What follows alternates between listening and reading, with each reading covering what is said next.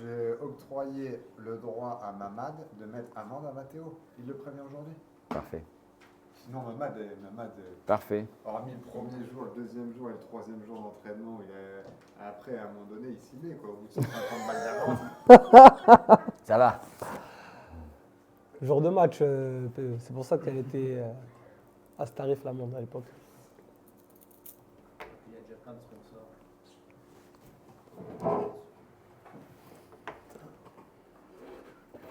C'est bon? Ouais. Allez.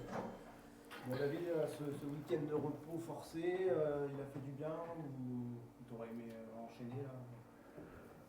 Je pense qu'il a fait du bien aux joueurs parce qu'ils avaient besoin de respirer un peu et puis de penser à autre chose qu'au foot. Ça fait du bien de temps en temps aussi de pouvoir s'aérer d'esprit et de pouvoir revoir ses proches ou partir un peu ailleurs que dans sa situation du quotidien. Après, nous, on aurait préféré jouer quand même malgré tout parce qu'arrêter la compète, c'est jamais évident de savoir comment on va reprendre. Donc, mais bon, ça on subit et on n'a pas de pouvoir là-dessus.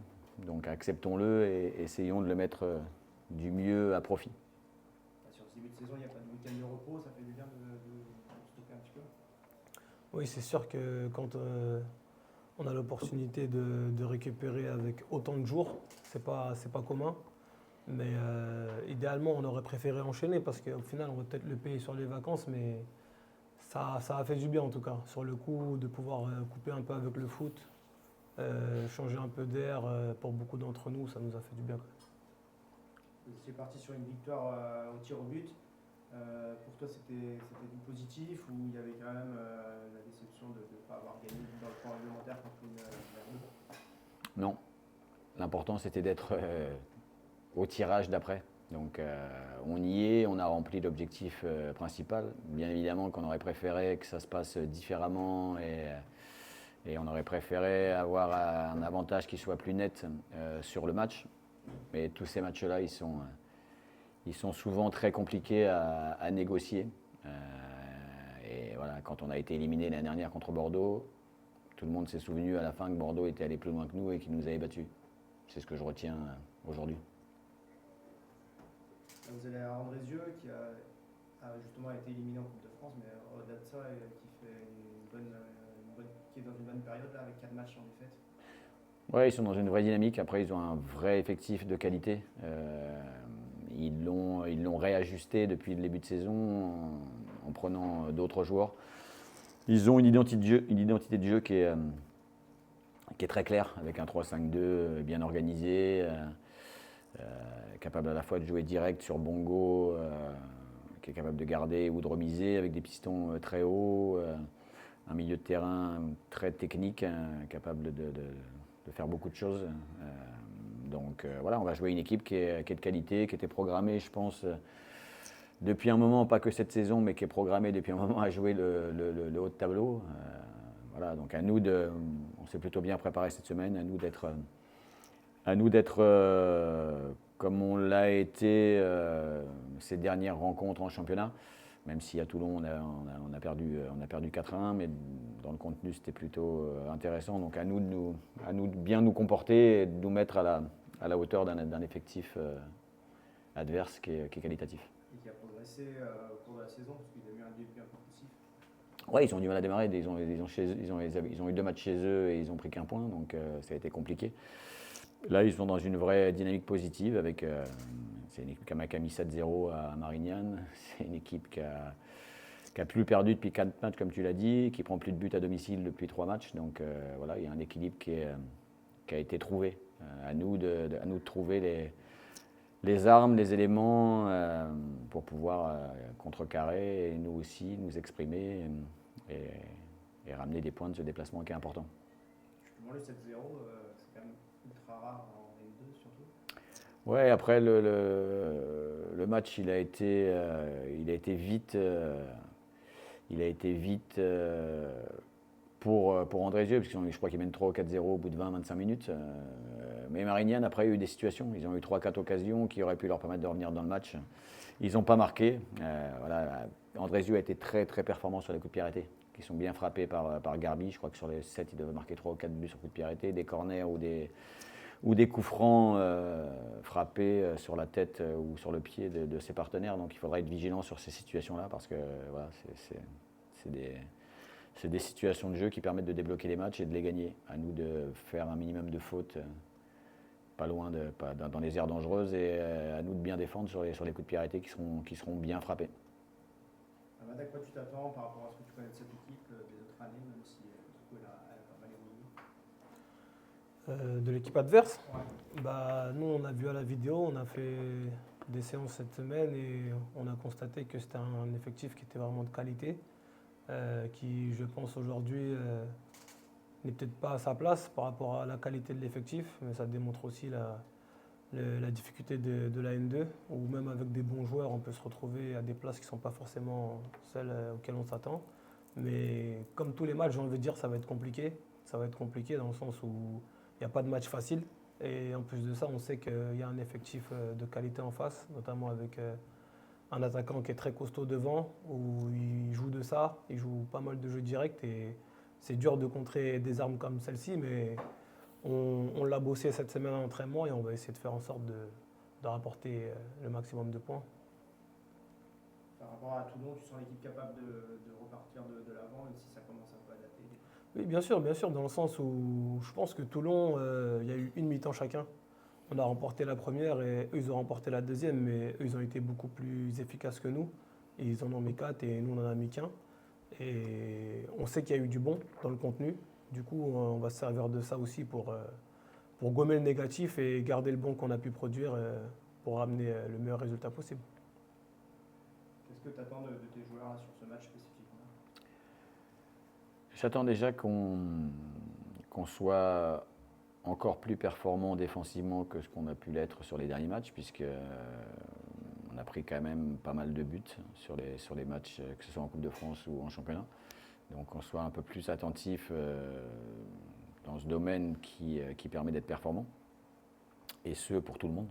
Voilà, l'ensemble du bloc doit être moins perméable et les quelques petites erreurs de concentration, les détails qui font qu'il y a but, qu'on réussisse à mieux les résoudre et empêcher le ballon de rentrer dans notre cage.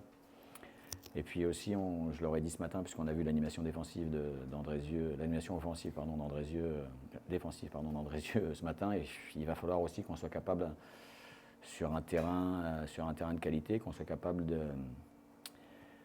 de jouer quand on pourra, quand l'adversaire sera un peu moins bon dans ces moments de pression. Il faudra qu'on soit capable de garder le ballon et de les contourner pour se créer des situations et marquer au moins un but, de façon à ce qu'on puisse ramener des points de ce voyage. Est-ce que tu as eu du temps pour préparer ce match? En plus, tu dis que c'est une équipe qui a toujours le même style de jeu, ça va être un gros combat tactique aussi?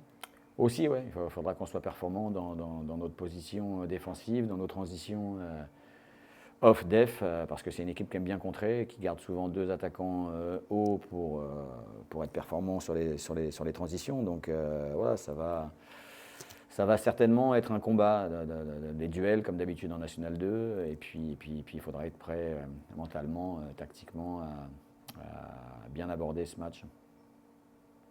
Elle joue de la même façon à domicile qu'à l'extérieur? Ouais, c'est depuis qu'ils ont les résultats là et depuis qu'ils ont réajusté leur effectif, c'est un 3-5-2 classique, comme l'a dit Mamad, avec pas mal de jeux directs sur un mec, un grand de 2,03 m, beaucoup de joueurs autour, entre les lignes, sur les côtés, des pistons. Donc voilà, à nous d'être solides. Encore une fois, c'est comme toute perf, ça passe par une solidité défensive de tous les instants. Voilà, il faut qu'on soit capable de se mettre minable tous ensemble pour que le but rentre pas. J'ai vu Lille en Ligue des Champions hier. Voilà, c'est aussi au haut niveau que c'est comme ça. Voilà, ils ont été en danger pendant toute la deuxième partie du match, mais ils se sont battus. Le gardien a fait les arrêts qu'il fallait et finalement ils prennent un point. Donc les matchs de foot, c'est aussi ça. C'est pas que le fait d'avoir le ballon, de bien l'utiliser. C'est aussi être capable de subir ensemble, de se retrousser les manches et de combattre. Tu parlais de la coupure qui a fait du bien, surtout mentalement. physiquement, il y en avait besoin aussi ou pas forcément Tout part du cerveau.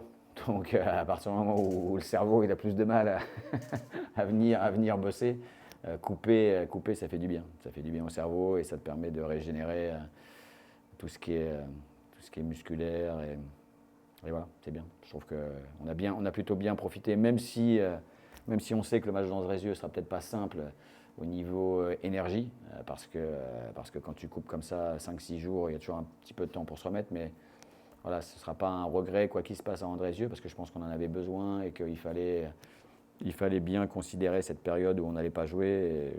Et même aujourd'hui, je considère encore, même après le match d'Andrézieux, je considérais que c'était la meilleure solution et que ça paiera sur le moyen terme. Le début de match va être important dans les intentions, surtout si physiquement il y a un petit manque de rythme au départ. Les entames de match et de mi-temps en général sont toujours très importantes. Ça permet de conditionner la suite du match. En général, quand on fait une mauvaise entame de match, ben, l'équipe adverse prend l'ascendant psychologique et elle gagne en confiance. Donc si dès le début du match, on arrive à leur montrer qu'on n'est pas venu là-bas en touriste, eh ben, eux, ils ne vont pas prendre en confiance. Et nous, justement, ça va nous permettre, je pense, de grappiller des petites situations pour marquer un but ou au moins les faire douter. C'est pour ça que c'est super important de faire une grosse entame de match là-bas. Est-ce que ça permet de rentrer des blessés pendant cette trêve? Oui, ça a permis aux gars qui étaient blessés d'avoir un match de plus en perspective pour pouvoir jouer. Donc voilà, tous ceux qui n'étaient pas là la semaine ou le week-end de Cannes, ils se sont tous dit, bah écoute, tant mieux pour moi, voilà, ça va m'être bénéfique et à moi de revenir pour pouvoir postuler et jouer ce match-là.